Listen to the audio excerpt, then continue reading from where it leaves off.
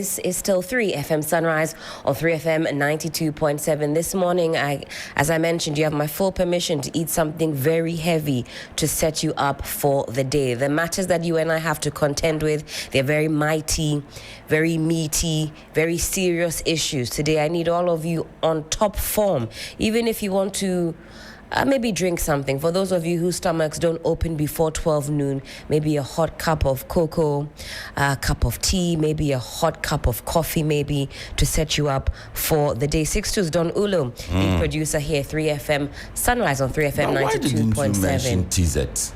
Oh, you missed that part. I mentioned fufu, akle, banku. Let me add TZ to it. Akple. Are you familiar with that? I know you're familiar with Black Maria, but are you familiar with Akple? I am. Yes, that's my recommendation for the morning. Because as I've outlined, our two main or two biggest stories. You need a full stomach to face this. Is this for the potential occupants of the Black Maria or all of us who are going through the day? Now that you mention it, if it is your desire, this morning you've woken up, you've parked all your ambitions and dreams, you've put your reputation to the side, you've decided to go and do the bidding of someone else. Eat properly. Whose daughter or son is not there? They will watch it on TV3. They will listen on 3FM. You will be on the grounds. When the Black Maria comes for you, I don't know when they'll drop you at your respective cells. So eat well and just prepare for what is ahead of you. The IGP, Christian Tatayohonu, he says that he is ready. He has the men. He's not receiving or taking any calls from any big men this time round. And of course, we watch very keenly the conduct of our security personnel. We want no repeats of what happened in Ablekuma North. But fear not, the police say they are prepped and primed to circumvent any such trouble. This is your election command center. We're firmly in Akwetia. We've been already bringing you up to speed on what is going on in the area. Quite interestingly, we know that a peace deal could not come to pass or could not be set in place. Sixtus, am I right? It wasn't signed. We couldn't get a signature from the NDC or the NPP to agree. The Peace Council had set that meeting for yesterday, September 1st, but alas. Why would the Peace Council also set such an important meeting to so close to... You say it's too close to the day? Way too close. Less than 12 hours to the election, you're asking them to come and sign a peace pact. No, that should have happened long ago. And that would have guided even the campaigning. And some of the utterances we had, we wouldn't have heard. So I really don't know what informed the timing of it, but I think the timing was terrible. I mean, we want to do some... The whole reason we needed the political parties to commit was to ensure that they do not needlessly raise tensions. But that had already happened.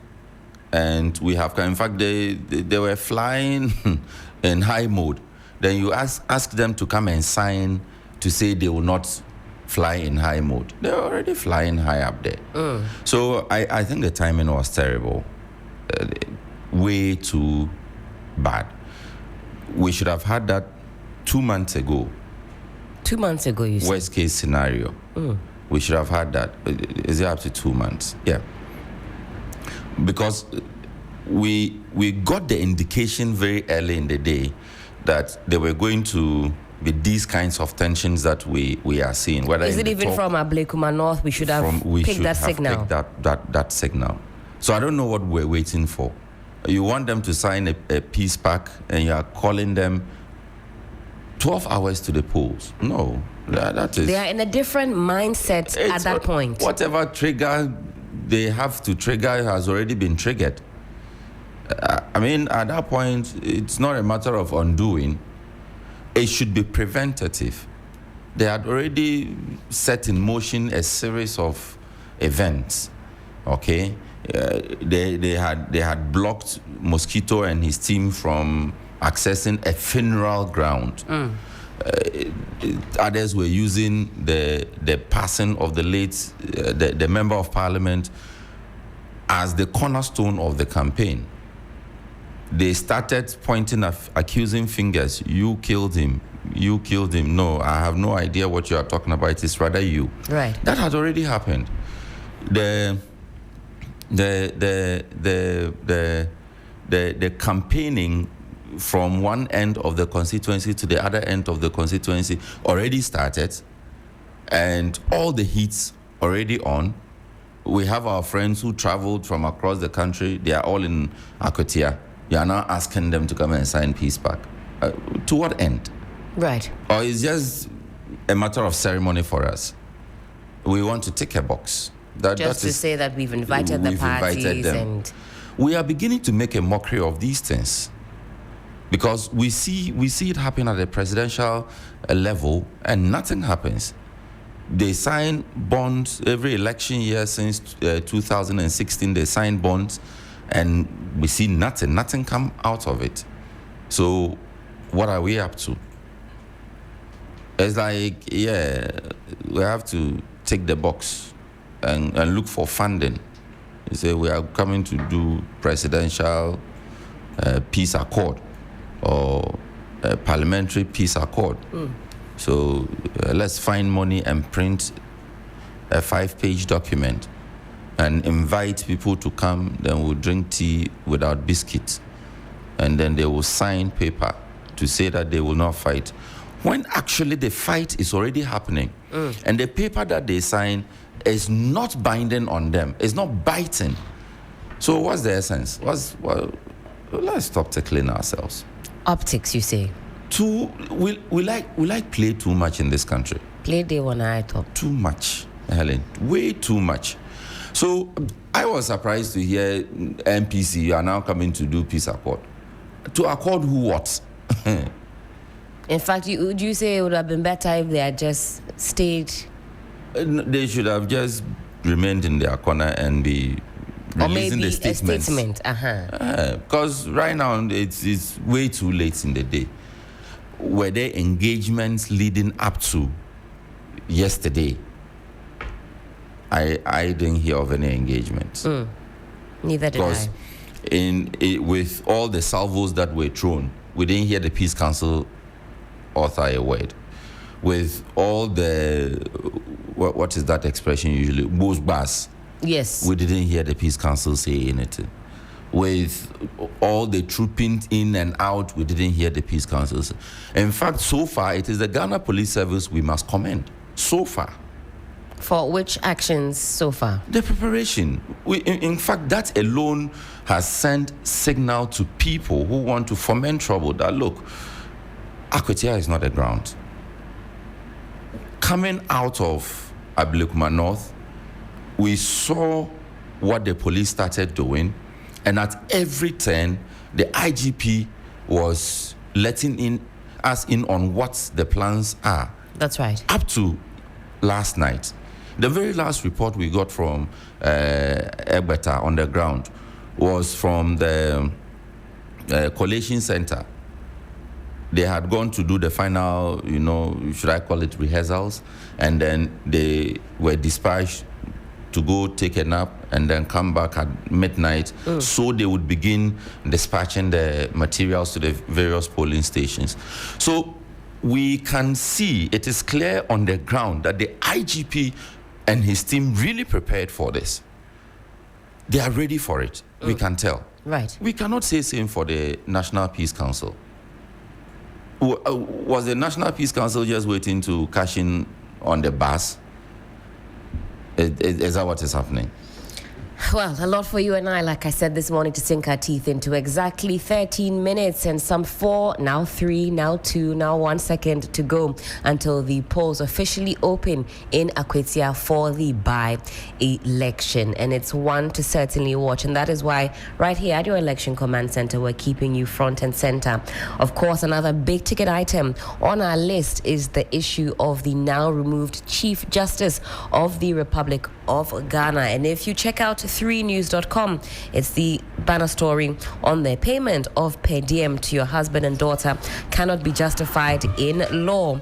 Why Gertrude Tokonu was removed. You can have a full read of that along with many other stories on 3news.com. But we do have the papers in front of us and we'll get stuck straight into the stories on the front page. Before that, though, of course, we have our tilapia moment of the morning. If you're watching us on the stream, soak in this tilapia moment. It's about Operation Appetite. Tilapia, what do you have with people always on a sick bed, looking skinny, scrawny? They haven't eaten. This morning, I've recommended a clear banku fufu.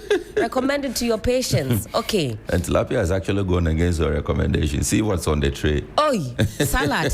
No. All right. Apple. So, okay. Carrot. That's what we have. Carrot. And I see strawberry. Do Ghanaians indulge in strawberry? Ghanaians?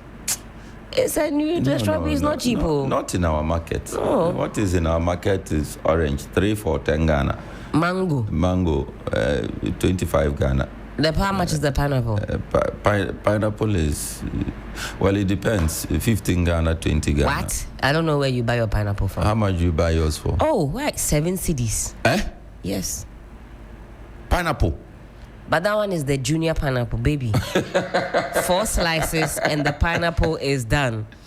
So this morning, Tilapia has put the city in the recovery ward. The city is losing weight. Okay. Honorable Atoforsen says he's losing weight lately, has refused to eat. That's the city. Okay, you've got the Bank of Ghana governor behind him with an array of fruits and vegetables. He says, let's give him some blood tonic. Healing happens here. And that's also a conversation we will definitely get into once we have dealt with some other pressing issues. We got down to 10 cities. That's right. Maybe 10.4, 10.5. It seemed to have stabilized, maybe even at 10.8. Yes. Now the city is losing weight. Yeah, the city is losing weight. Do something. The city is losing weight. We cannot go back to 17 cities. No. We can't go back to that. No turning back. No turning back. The same manner the fuel is also misbehaving. That's right. We can't go back to where we were. What is it? Some 5% increment when it comes to... Oh, la la. City rise. We need to assemble the team. We need to kabosh into the city. Let's see what happens. I've been following some of the discourse, at least on social media. I think there was a post. But is the governor holding a saucepan?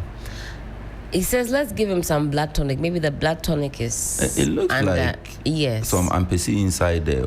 You know when you go to the hotel and they bring you room service and they cover it nicely with this lid or this saucepan kind of... whatever it is. No, that's not it. There's no room service. The hotels that one Mamiya goes to, they don't serve like that. That one is, they use which one to cover the food? One Mamiya, which one do they use? Or is the plastic? In the coming weeks, we'll certainly keep an eye out on this. How does the city make a recovery? What interventions are we being promised to ensure that the city doesn't revert to losing ways? Because we cannot afford that. It's been some months of reprieve, and we hope that it continues. We need that enabling environment for businesses to thrive. In fact, for you and I to thrive, for the everyday Ghanaian to thrive. At this point, the fruit sellers, please reduce the prices so that the city can recover. The watch sellers, reduce the prices so that at least. Why? And even if you don't want to reduce the prices, increase the quantity so that the city can recover. It's not cool. Especially, let me say this one. Especially University of Ghana, the night market, the VC, the pro VC is our friend. The registrar is our friend. See, that night market, it's too expensive for students, lah. Really? It's a student market, oh. If you enter there, Helen, you... The prices, they're not for students. They know the target market for the University of Ghana. You need to do something. Maybe it's not for the students. They know who they are attracting. It is for students. Somebody is buying for the students. Are you with me? Well, for a section of the... I know my boys there. We buy for ourselves. Sorry for you. Sorry, we are on our own. You're on your own. If you know, you know. All right, let me start off with the New Finder newspaper this morning, and shout out to all of you watching us on the stream. We appreciate your company. Do stick with us. Today we have a lot to unpack. Stick with us all the way through until we end the show. The New Finder newspaper has this to say: Ghana 5th in Africa on IMF debt rankings. I thought this would be a more positive ranking that we're on. We're 5th. When it comes to Africa, number 5, top 5 when it comes to debt to IMF. We owe plenty. Yes. Because we will never stop going. We will never stop going. Full story captured on page 9. $1 equals 12 cedis, 70 pesos at Forex bureaus. Full story also on page 2. Finance Minister warns of rising borrowing costs for Africa. What does it look like for us here in Ghana? We'll certainly find out. SOE, state-owned enterprises revenue hits some 133.7 billion, despite mounting losses. That's captured on page 8. I'll revert to the New Finder once we get into the details. The BNFT this morning. ICUMS, have I said it right? ICUMS. Yes, ICUMS upgrade to boost trade facilitation. Mahama discusses food security and economic growth with Olam officials in Singapore. And there's a picture to also go along with it. Bui Power Authority posts $64.5 million profit despite fall in revenue and surging unpaid bills. SOEs sink in debts, while JVs yield some 1.5 billion Ghana cedis profit. And Bost told to turn profit and pay dividend by 2025. On the back page of the BNFT. Else we'll report you on the front page of the BNFT so that we'll read it on the news review on Sunrise and the matter will go cold. On the back page of the BNFT, 8 creative entrepreneurs receive over 500,000 Ghana cedis at Fidelity Bank's 3rd Sustainability Conference, and ECG Training Center awarded. That's what I have. Let me start with the most authoritative newspaper, the Ghanaian Times newspaper. It says CJ fired on grounds of stated misbehavior. It comes with a picture of a rather serious-looking Chief Justice. What is that favorite word you media people like to use? Embattled. Embattled, that's right. Embattled. That's right. CJ has stormed the front page of the Ghanaian Times newspaper. Well, the battle is over now. Are you sure it is over? Or I shall think we anticipate now is more? the time. You see, all the cases that we're going to court, decrying human rights abuses and natural justice, breach of laws of natural justice. I think now is the time those cases should come up. But they have already come up. So she may, unless she has a different set of facts to go with, right, she will not be able to go back to the court on a lot of those things that happen. So Chief Justice is pictured here. And the headline is CJ fired on grounds of stated misbehavior. Ghana card positions country as continental leader in digital identity. Mr. Blessed is in front, being conducted round. Stories on page 10. Find out who Mr. Blessed is. It says, promote investment into Ghana's priority sectors. On page 13 of the paper, President Mahama is charging new envoys. He met with his ambassadors and high commissioners and charge their affairs. That's right. Yesterday. That's right. No, the day before yesterday. That we had the live coverage from the Ministry of Foreign Affairs. It was yesterday. Right. He had an encounter, an engagement with them, orientation, and telling them to be good boys and girls when they leave. So you see, I'm sending you my son. That's right. Be a good boy, okay? Don't go and embarrass me. You see, that talk that you have with your father and your mother at midnight. Yes. If you are a northerner, so-called, you will understand what I am saying. Before. Oh, trust me, we all understand. They say, okay. Then it ends with yo. Yo. If you had not had that talk before. From the north to the south, east to the west, we know when you are leaving home, whether to uni, whether wherever, they say, to uni. You know. Yo. Parents, why do you do it at midnight? Why do you wake them up at night to talk about those things? It's a tactic. So they use it on the war front. You know, when you catch your opponent, you want to disorient them at night time. They be sleeping. They be It's a tactic, war tactic. They'll wait when you are sleeping. They'll wake you up and tell you. See, you are going to Accra. You are going to learn. You are going to the university. You see, we don't have money. We had 2 plots of land left. We have sold 1 plot to take you to the school. When you go, my son, learn. Our forefathers are with you. Hey, powerful. They don't end with you. No, it's usually for us a mix of motivation, of caution, because at that point you have already made them proud. It's like the Chenu Achebe times where out of an entire village you were the only person going to the university or crossing the big Red Sea or Deadly Sea to go into the land of the white man to learn and to come back. So they tell you, when you go, as you leave, our fathers are with you. Our forefathers are with you. March well, march in peace. You are stepping only on green grass. You will come back blessed. Don't do bad things, concentrate, At that point, you are just thinking, listen, you have no idea what is going on. Just free me from your classes. Let me get my way over there. No, but I still want to understand why it's usually at midnight. All is war tactics. Government targets 15,000 acres of land for SFIP. Dr. Otokono is speaking. And that is on page 11 of the Ghanaian Times newspaper. ECG invest 5 million Ghana cedis in new feeders at Asechim Afari substation.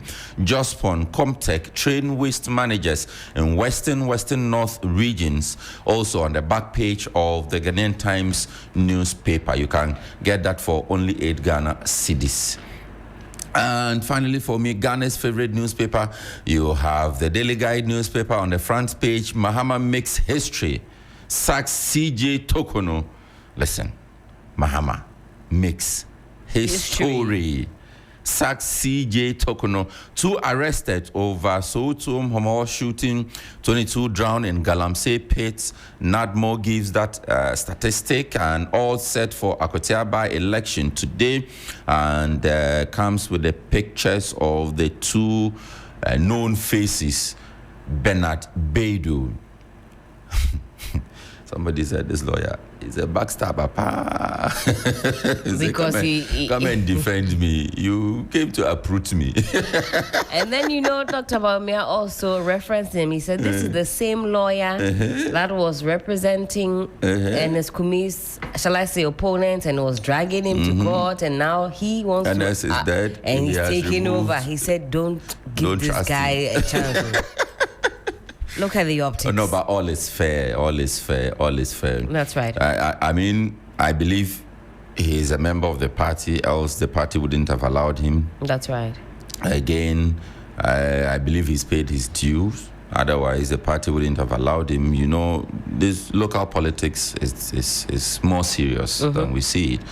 In fact, it is described as deadlier than what we see at the national level. Right. Because the local champions are fighting to remain champions, and they are the ones who get access to the national level, and so everybody wants to be the local champion. So I want to believe that he did his part. And also, the NDC opened up the competition for votes. Yes. And so, if you want the best bang for your buck, as the saying goes, you choose who emerges as more popular. And even in the contest amongst three, he did. So they thought, well, this is the person that can actually win this seat on our behalf. And he was professional in his dealing on the case. So far, I'm not sure there's any case that's been brought against him for unprofessionalism or misconduct or any of those things. So he conducted himself well professionally as well. Well, in terms of the politics, you can phrase it however you want to phrase it to win whatever point you want to win. But, well, I think all is fair. And, following closely on Akwatia is the Tamale Central one. That's right. And the NDC has cleared 12 aspirants for that election. And that's also on Saturday, 6th September. Yeah. Right. So that's coming up very shortly, right after Akwatia. We will be focusing on that. Sixtus, shall we zoom in very quickly to listen to our colleague, Eric Mawena Egbeta? He's on the beat. Let's get some updates now on what's happening in Akwatia, shall we? Yes.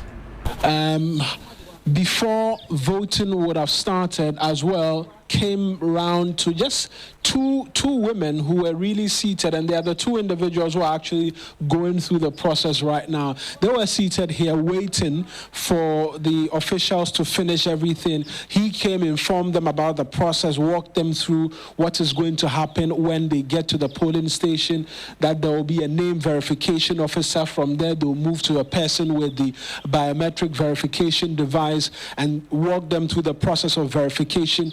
Afterwards, the fact that they would have to, amongst many things, have their identities verified via the BVDs, and then they'll be given ballot papers. And so we're seeing the first voter at RCKG kindergarten cast her ballot, and she can make her way out of this place. She's just said away bars to herself, seeking to suggest that she's done with her duties here as a voter. Let's just quickly try and pick her thoughts as well as to the process. For me, good morning. Thank you very much. You're live on TV3.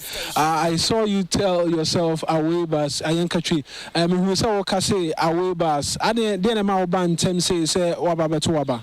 Oh, abano to internal kufia. I know ye.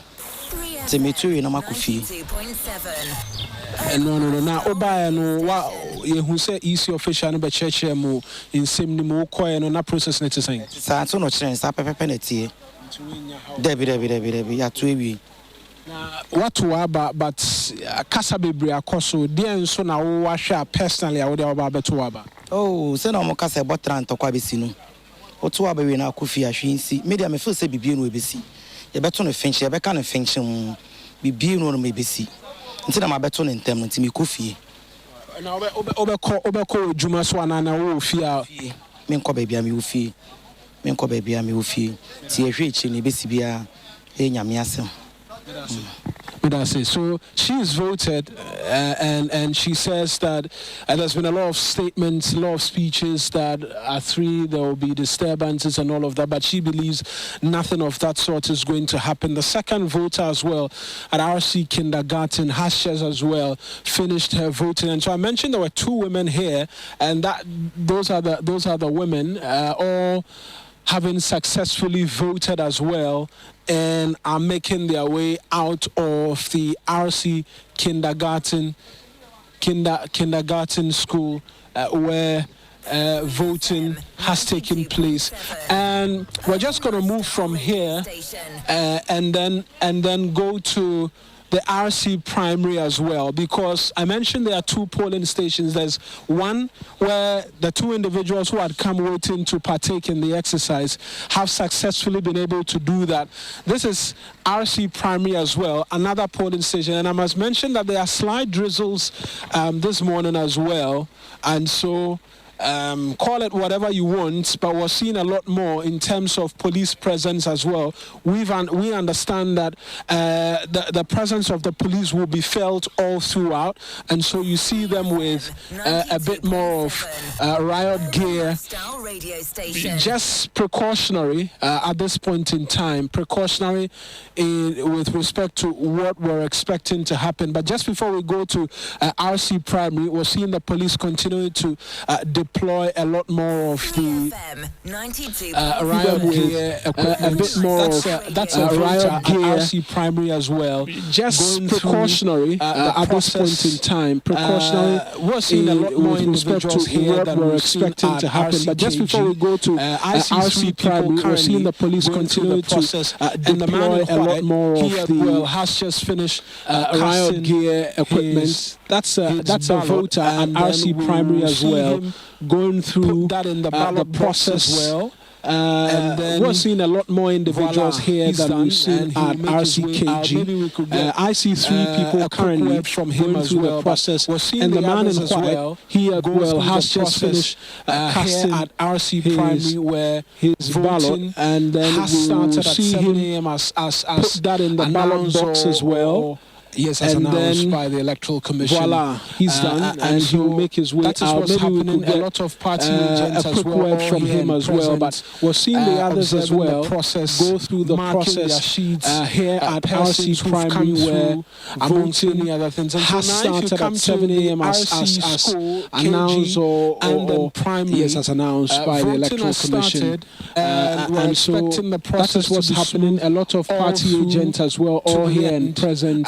Observing the process, marking their sheets, persons who've come through, amongst many other things. And so now if you come to the RC school, KG, and then primary, voting has started, and we're expecting the process to be smooth all through to the end. And then at 5 p.m., if there's nobody in the queue, polls will come to a close, sorted, be done, counting, and then a declaration of some sort in terms of revealing how much or how many votes each candidate how many polled. voters are expected to vote at this particular polling station? The result will be transmitted quickly to the polling station where collation, to the collation center rather, where collation will take place as well. And so that's the latest from the RC Primary where we are at Akwitianade. Details of that for you as well. Mawina, can you tell us how many voters are expected to vote at this particular polling station? So 373 persons are expected to vote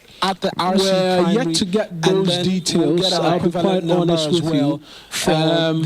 But from the KG, but we're seeing the police official just quickly and then get details of that for you as well. The rules of the So 373 persons are expected to vote at the RC Primary, and then we'll get an equivalent number as well from the body cameras as from the KG. But we're seeing the police coming in polling stations as well. And so from the KG here, we're seeing the police coming in, and then we'll move now a bit more to other areas as well where we're expecting of the voting would have started. Riot control gear. We're seeing them coming around a bit more with respect to body cameras as well, all being present at the polling stations as well. And so we know 373 here, we'll get the numbers there as well, and then we'll move along to other areas as well where we're expecting voting would have started. We visited the Akwatia bus terminal and Akwatia lorry stations a lot earlier, where election materials was yet to arrive. Just when we were here, we got calls as well from there that the materials had arrived at the AME Zion as well as the town council polling stations. And so the expectation is that voting would have started there as well. But like I mentioned, there are just slight drizzles here, even as we continue to monitor the process. And so currently, there are no voters in any of the queues. And so I can see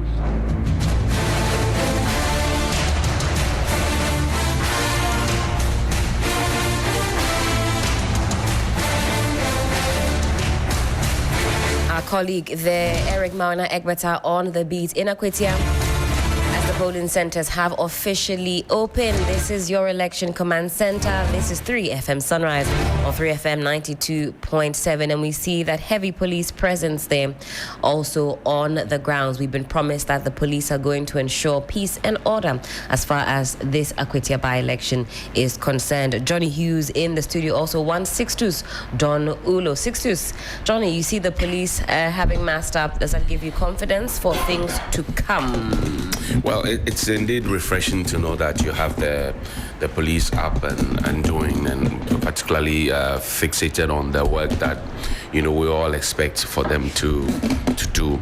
I am looking at the antecedents of the Asin North election, and you're looking at how IGP Dampare conducted himself, the number of policemen that he had on the ground, the fact that he himself took charge of the entire operation and he didn't allow anybody to meddle in there. He was very strict right from the get-go. He set the ground rules. Everybody agreed to it, and that was how come Asin North elections were fought and won without any pocket of violence. I want the same strategy, perhaps even much higher and tougher, to happen in Akwetia. It doesn't matter who you are. If you come there to foment trouble, I think that peace must be preached to you. Like Adam says, if you touch the person and he doesn't want to be touched, you touch the person, and right. Yeah. So if you preach the peace and peace is not, you preach peace. You understand? There are two different things. So I wish that the political actors will behave very, very well. I've had a few concerns, and a commonsensical question that comes to me is that you have the opposition NPP now saying don't bring the military, don't bring policemen with covered faces or wearing balaclavas. Their name tag should be visibly displayed. Legitimate concern. But the question that comes to mind is, what have we done with these sets of persons, policemen who have covered their faces and military men in elections? What have we done with them in the past? Which is why we find their presence at a current election so unacceptable, and that we will not countenance it. It raises key questions because we just left an election, 8-9 months ago? That's right. We all saw those policemen with covered faces. We all saw the military taking an active role in that election. What were they doing there? Were they treated as hoodlums? Were they treated as riffraffs? So what did we do with them then? And now, what has changed within the 9 months that they cannot appear? Because there's no election task force anywhere in the world where the military is kept out completely. At some point, when push comes to shove, and the people are at their wits' end, the police are at their wits' end, or they think that they need some collaborative power or fire, they will call in their friends, the military. It happens everywhere in the world. You understand? And so I'm at a loss actually as to what's this. And Nanabi is not the first to have said it. Richard Ahiag, but it's not the first of everybody within the opposition. All the top voices seems to be re-echoing the same thing, and it raises questions and doubts that. So in the past, we saw them in 2020. We saw them in 2024. We saw them at Ayawaso West Wagon. We saw them at many other places. So now the question is, what were they doing then that they cannot do now? It's a basic question. Nobody has answered that question since. What were they doing then? The military or the police? They say the military should not be there. Yes. And the police should not cover their faces. No. Yes. And I'm saying that in the past elections, we have seen such characters there. What were we using them for? Okay? Because nobody explained to us why we had that. We questioned why we had those characters. You remember? We questioned why we had those characters there. Nobody bothered to give us an answer. Suddenly, the people who were at the helm of affairs when those people were at every single polling station are now telling us that we don't want to see them there. So I'm asking a very simple question like the streets will ask. What did we do with those people in the past? Which is why we are so scared and afraid that we cannot have them in this election? That's right. It's a basic question to ask, because the police does not employ themselves. We employ them. That's right. So too the military does not employ themselves. We employ them. And so if, while with the benefit of power, they were allowed to be part of the electoral process, what precludes them from participating in this particular electoral process? You should be telling us something that we don't know. Right. Absolutely. Time check, some 17 minutes past the hour of 7. Let's pause now for a quick break. When we come back, there's a lot more right here on your Election Command Center on 3FM Sunrise, on 3FM 92.7.